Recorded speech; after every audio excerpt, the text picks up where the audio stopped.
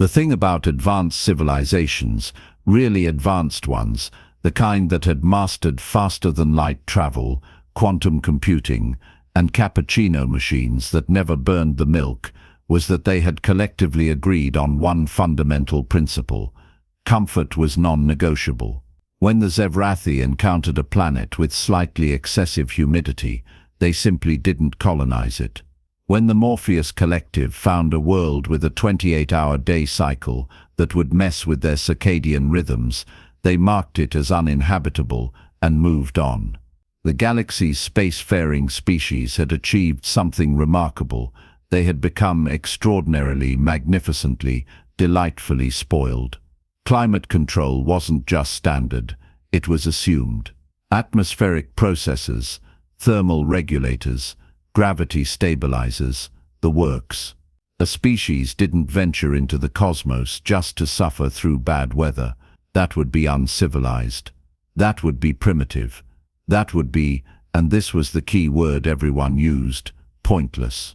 So when the survey databases listed Glacius 7 as a Class 5 death world, with surface temperatures averaging -70 degrees, perpetual blizzards, and an atmosphere technically breathable, but only if one enjoyed the sensation of inhaling frozen knives, every sensible species in the known galaxy had taken one look at the data and collectively decided, hard pass. The planet sat in a reasonably accessible sector, rich in minerals, decent gravitational pull, even had some liquid water deep beneath the ice sheets. On paper, it had potential. In practice, it was a frozen hell that made Antarctica look like a beach resort. The Kelvari had surveyed it twice. The Threnoid Confederation had sent a weather satellite that lasted 3 weeks before giving up and dying. Even the Vorath, who prided themselves on their adaptability and general superiority complex, had flown past Glacius 7 and gone absolutely not. The scientific consensus was unanimous. Glacius 7 was a beautiful, deadly, utterly useless ball of ice that would remain uninhabited until the heat death of the universe or the planet's sun went supernova, whichever came first, which made the heat signatures particularly problematic. Captain Thexry of the Kelvari Mineral Survey vessel Profit Margin was having what could generously be called a very bad day. The Kelvari were a proud reptilian species who had evolved on a planet where the average temperature hovered around a pleasant 45 degrees Celsius. They had scales, they had exceptional mathematical abilities, they had a fierce dedication to profitable ventures, and they had absolutely zero tolerance for cold weather. Their ships were kept at a balmy 38 degrees at all times. The Kexri herself was currently basking under a heat lamp in her command chair, as was proper and civilized. The sensor readings made no sense whatsoever. "Run the diagnostic again," she hissed, her third eyelid flickering with annoyance. Junior scanner operative Velik, who was also under a heat lamp because he wasn't an idiot, tapped his console with a clawed finger. "Captain, I've run it 4 times. The results are consistent. There are 17 distinct heat sources on Glacius 7, underground, generating significant thermal output. Geothermal vents," the X-ray said immediately, because that was the only logical explanation. "The patterns are too regular." And Captain Velik hesitated, which was never a good sign. "Some of the signatures are moving." The bridge fell silent except for the pleasant hum of the heating systems. "Moving," the X-ray repeated slowly. "Yes, Captain. Define moving." "Consistent patterns suggesting biological locomotion. And there's something else." Velik pulled up a thermal overlay. "These aren't just heat sources. There's evidence of atmospheric exchange. Ventilation systems. Multiple structures connected by what appear to be tunnels." The X-ray felt her scales prickle, and not in the pleasant way they did under a good heat lamp. Someone had built something down there. On Glacius 7, the planet that was supposed to be too hostile for a research outpost, let alone a settlement. "This is impossible," she said, which was the kind of thing people said right before the universe proved them catastrophically wrong. The debate over who would actually go down to the surface lasted approximately 45 minutes and got heated in ways that had nothing to do with temperature preference. The Kelvari were excellent at many things: mathematics, commerce, resource extraction, tax evasion that was technically legal. Volunteering for suicide missions to frozen death worlds was not on that list. Eventually, they did what any sensible species would do. They sent a probe. The probe lasted 6 minutes before something grabbed it. Not destroyed it, not shot it down, grabbed it. The footage showed gloved appendages reaching out from what appeared to be a concealed hatch in the ice, mechanical claws extending, and then the probe was unceremoniously dragged into a tunnel. The last image was of a dimly lit corridor carved from solid ice, lined with what looked suspiciously like electrical conduits, and then the feed cut to static. "They have infrastructure," Velik whispered, which was the most terrified whisper Thexri had ever heard. "Captain, someone is living down there." The decision to make official contact was made somewhere above Thexri's pay grade, but the decision about who would lead the landing party was very much her problem. Protocol demanded it. The Kelvari High Command, sitting in their comfortable climate-controlled offices 3-star systems away, had been very clear: investigate, establish contact, determine if this represents a territorial claim, and try not to die. The environmental suits helped. Barely. They were rated for extreme cold, but the Kelvari engineers had designed them with extreme cold meaning slightly chilly by anyone else's standards. Standing on the surface of Glacius 7, Thexri felt like she was being flash-frozen from the inside out, despite the suit's heating elements working overtime. The landscape was exactly as advertised: absolutely miserable. Ice stretched to the horizon in every direction, mountains of frozen water jutted into a grey sky, and the wind howled with what sounded like personal vendetta. It was the kind of place where hope went to die. "Sir, I'm detecting an entrance," her security officer, Krenth, called out over the comm. 30 meters north. They trudged through snow that came up to their knees, which was frankly offensive. When they finally reached the entrance, it was surprisingly sophisticated: a reinforced doorway carved into the glacier face, complete with what appeared to be an airlock system. And next to the door, impossible as it seemed, was a sign. The sign read, in flawless galactic standard, "Welcome to Frost Hollow Station. Please remove excess snow before entering. We just cleaned." Before the X-ray could process this, the door opened, and heat poured out like a physical force. Standing in the doorway was a creature unlike any in the Kelvari database. Bipedal, mammalian, wearing what appeared to be an insulated suit that was somehow less advanced than Kelvari technology, and yet the creature looked perfectly comfortable. "Well, don't just stand there freezing your scales off," the creature said cheerfully in slightly accented but comprehensible galactic standard. Come in. Name's Kowalski. I'm the settlement coordinator. We saw your ship and figured you'd stop by eventually." The interior of Frost Hollow Station was warm. Not just warm, properly warm. The kind of warm that suggested someone had put actual thought into making this place livable. The entry corridor opened into a massive cavern carved from solid ice, but the ice had been shaped, smoothed, and reinforced. Lights ran along the walls, actual electrical lights, not emergency glow sticks. The floor had been leveled and covered with some kind of insulated material, and it was populated. Dozens of the creatures, humans, Kowalski had called his species, moved through the space with casual familiarity. Some were carrying equipment, Others were hauling what looked like supplies, and a group near the far wall appeared to be constructing something. Children, smaller versions of the adults, were playing some kind of game involving sliding across a patch of ice while shrieking with laughter. They were happy. These insane creatures were happy on a frozen death world. "I know what you're thinking," Kowalski said, leading them deeper into the station. "What kind of lunatics would live here? Right? We get that a lot. Well, not a lot, actually. You're the first aliens we've met in person, but we assumed we'd get that reaction." The X-ray found her voice, which had temporarily frozen somewhere between shock and confusion. "How? Why? When did you establish this settlement?" "About 8 years ago," Kowalski said proudly.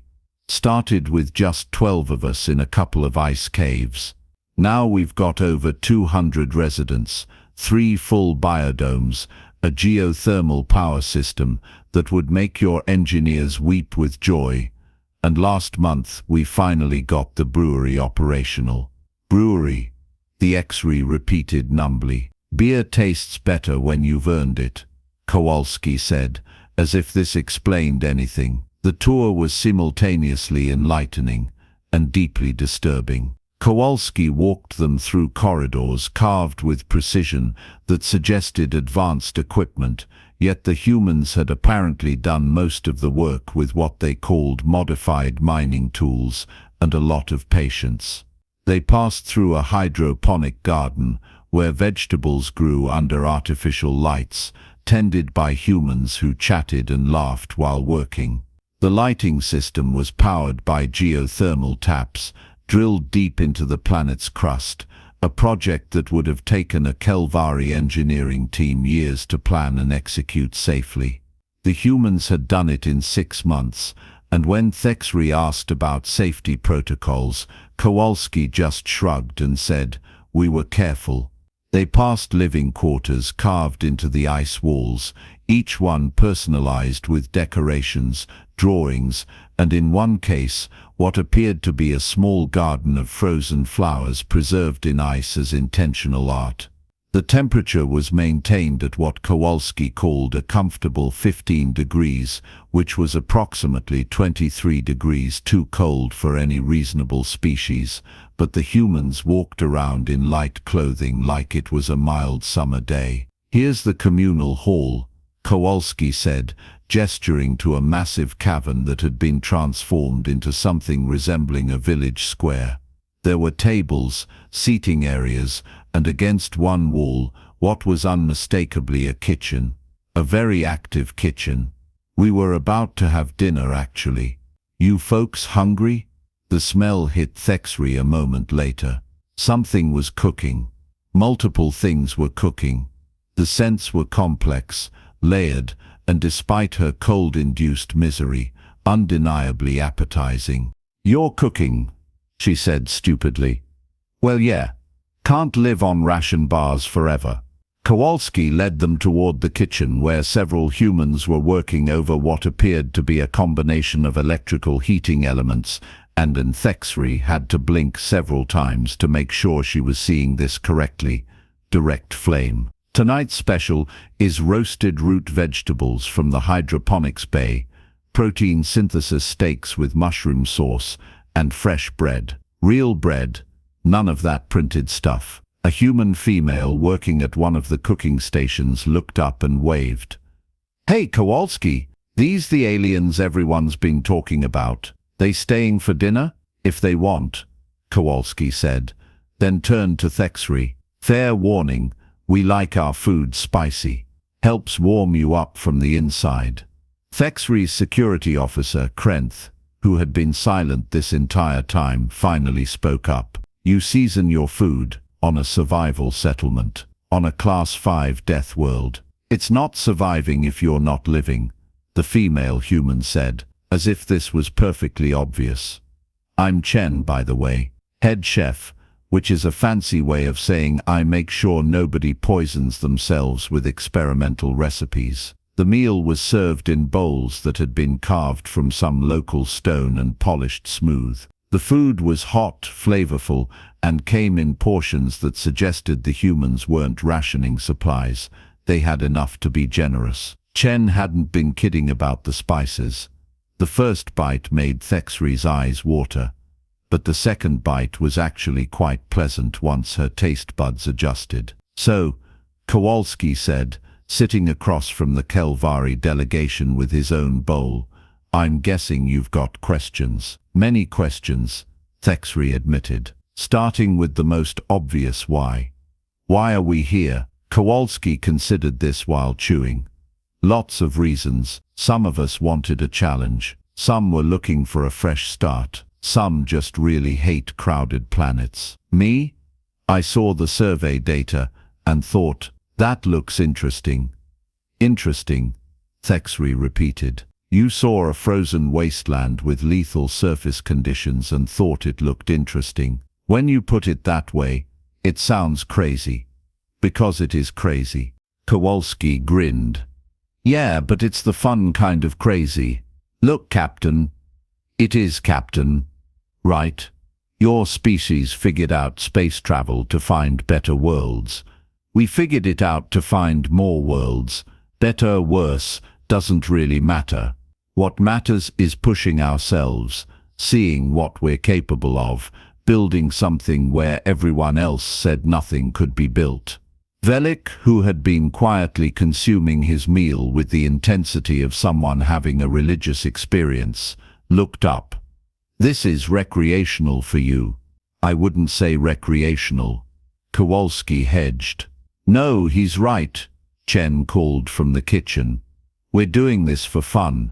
"Well, fun and stubbornness. Mostly stubbornness." Another human, an older male with ice crystals still clinging to his beard, sat down at the table. "Heard we have visitors. Welcome to the coldest place you'll ever love to hate. I'm Director Martinez." "You're the leader?" the Xri asked. "We preferred Director of Organized Chaos. But sure, Captain Kowalski here tells me you're doing a mineral survey. Good news. Glacius 7 is rich in useful elements. Bad news, we've already staked a claim to this region. We're willing to negotiate resource-sharing agreements though. We're not unreasonable." The Xri felt her scales flatten in surprise. "You're claiming this planet, not the whole planet. That would be greedy. Just this hemisphere." Martinez said this with a completely straight face. "There's plenty of frozen wasteland to go around. We're actually hoping more settlements pop up. Would be nice to have neighbors, even if they're 2,000 kilometers away." Krenth asked, genuine confusion in his voice. "You have the technology to leave. You could live anywhere in the galaxy that's less hostile." "Could," Martinez agreed. "But here's the thing about humans, we're perverse creatures. Tell us something can't be done, and we'll do it out of spite. Tell us a place is uninhabitable, and we'll build a city there just to prove you wrong. It's not always logical, but it's who we are." Chen brought over a plate of what she called ice cream, which was apparently a frozen dessert that humans had invented specifically to eat in cold conditions because they had no survival instincts whatsoever. It was delicious, which somehow made everything worse. After dinner, Martinez insisted on showing them the observation deck. It was a chamber carved near the top of the glacier with a transparent ceiling, actual transparent aluminum, sophisticated material that the humans had either brought with them or somehow manufactured on site.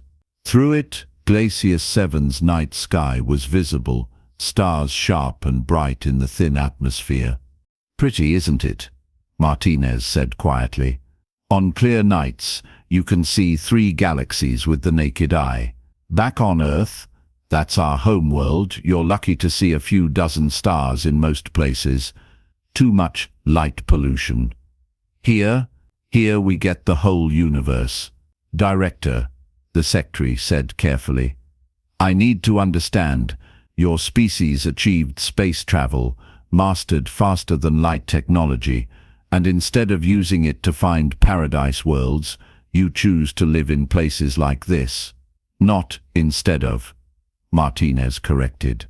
In addition to, there are billions of humans on comfortable planets. They're living their lives, perfectly happy.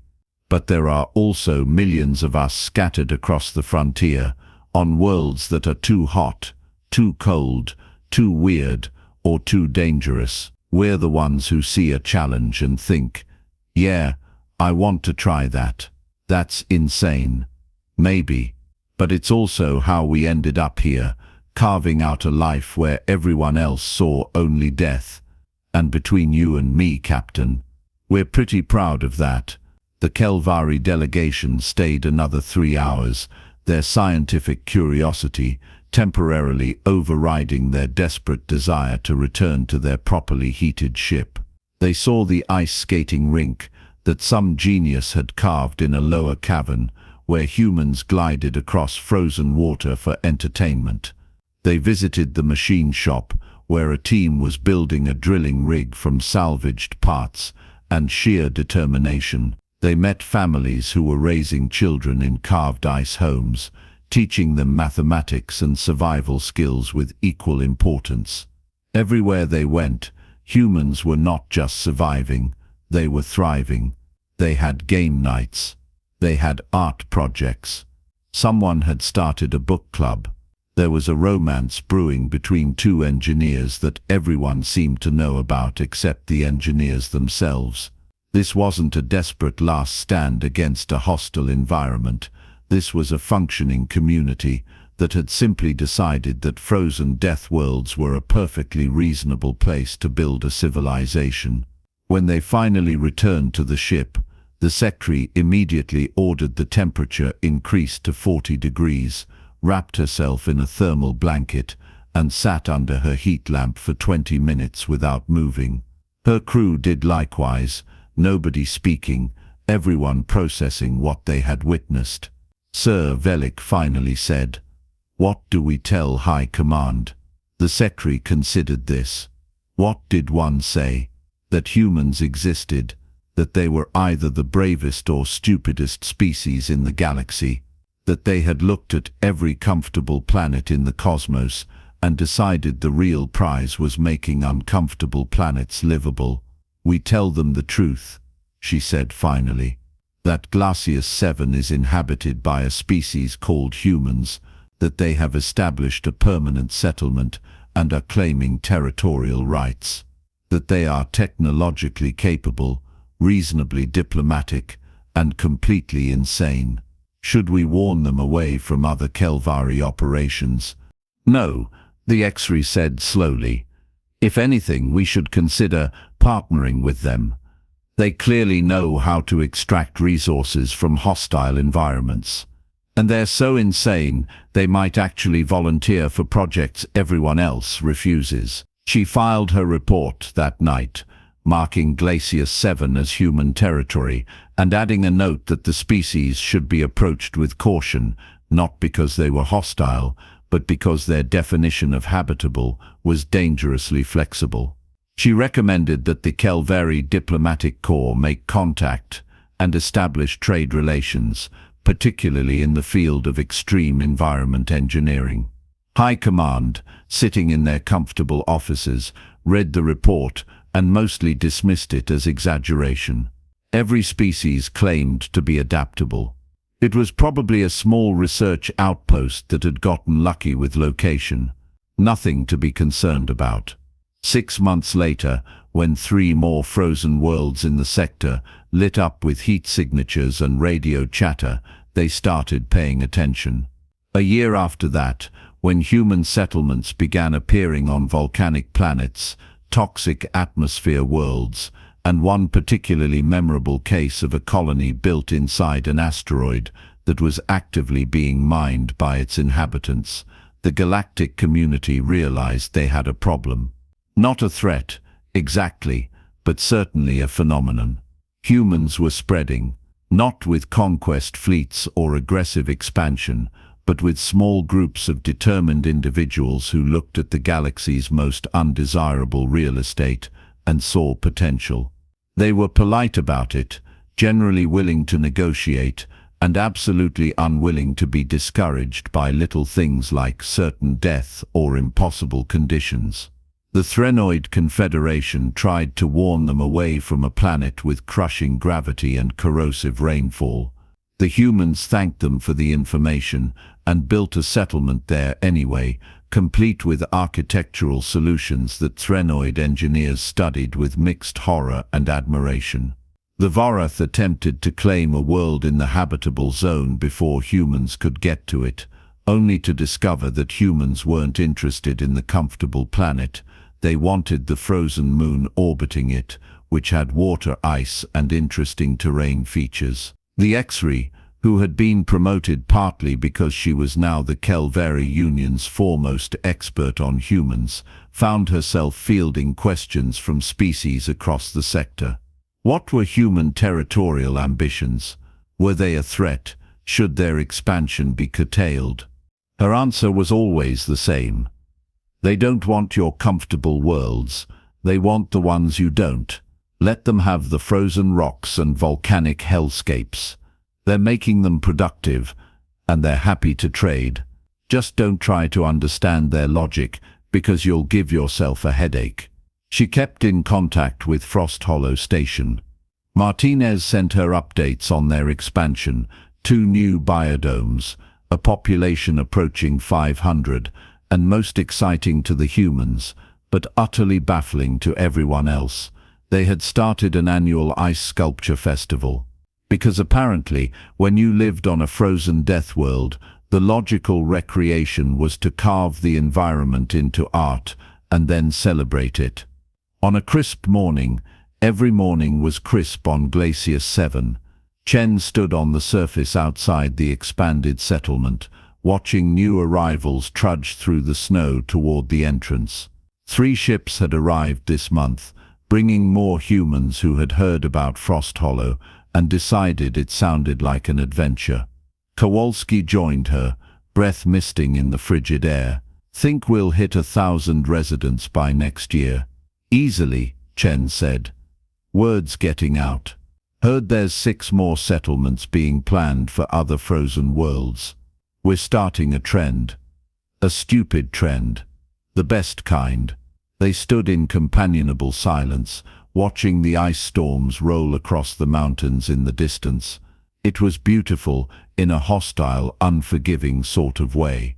The kind of beauty that tried to kill you if you weren't careful. The kind that made every sunrise feel earned. You ever regret it? Kowalski asked. Choosing this over something easier? Chen considered this, flexing her fingers in her insulated gloves. Not even once. Back on Earth, I was just another chef in a city of millions. Here I'm teaching people how to grow vegetables in ice caves and creating recipes with ingredients that shouldn't exist. This is living, Kowalski. The rest is just existing. Inside the station, life continued. Families gathered for breakfast. Engineers debated the best way to expand the tunnel network. Someone was teaching a class on ice safety to the newest arrivals. The brewery was apparently working on a new recipe, and the smell of baking bread drifted through the ventilation system. The galaxy's advanced civilizations had achieved something remarkable in their pursuit of comfort and efficiency. They had mapped the stars, catalogued the planets, and carefully selected the best real estate the universe had to offer. They had created lives of ease and prosperity, free from unnecessary hardship, and somewhere in the comfortable sectors, in climate-controlled offices and perfectly temperate homes, they looked at their sensors and saw heat blooming on worlds they had written off as worthless. They saw humans taking the galaxy's trash real estate and turning it into homes, and they didn't understand. They didn't understand that for humans, comfort wasn't the goal, it was the starting point. The real achievement was pushing past it, building something where nothing should exist, and then sitting down to a hot meal in a carved ice hall while a blizzard raged outside, completely satisfied with their choices. The frost covered the mountains. It always would. But beneath the ice, fires burned. Food cooked. People laughed. And the humans called it home.